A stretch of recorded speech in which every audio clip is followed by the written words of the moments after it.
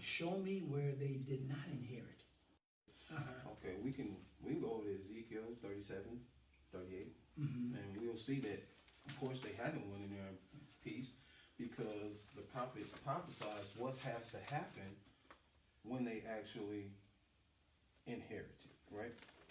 Okay. So, and Rick, you look up that information in Exodus, I believe it's 3, where Joshua, I think after they crossed the Jordan, they then started allocating the distribution of the land that was promised to the nation of Israel. I think there it mentions that they had to first of all move out all the nations that had inhabited it. And it's interesting, when God spoke with Abraham, he told Abraham, I'm going to make many nations out of you.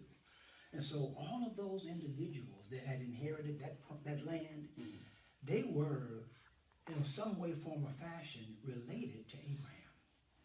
All of those people were descendants. But here's the thing. When you correlating it like that, well, first of all, Abraham wasn't an Israel. All the nations of Israel came out of Jacob. So, you know what I'm saying, the water ain't running uphill. Abraham was a Gentile, right, who served other gods, right, with his father Terah, right? We see that, right? So we know that you can't say, well, all of these were the descendants of Abraham through that, because when you go to Genesis chapter 12, when it says, I will make nations of you, right? Great. It's not talking about Israel.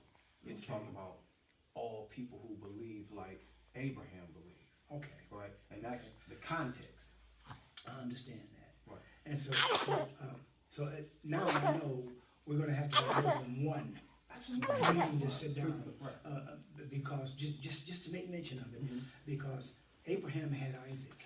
He did. Isaac had Jacob. Jacob had 12 foundation cornerstone sons. Okay, and so from these sons, for instance, Esau is the progenitor of Arabs. Kings came from him, from Esau, in the scriptures. That's what it's showing us, because, of course, you know, Esau sold the birthright, and Jacob received the birthright. But these 12 sons, they were the foundation of the nation of Israel. Absolutely. Right? Okay. Now, what's interesting about Exodus there and that promised land is that they were promised that they were going to receive that land. They were going to dispossess all of those nations who were either directly or indirectly related to Abraham.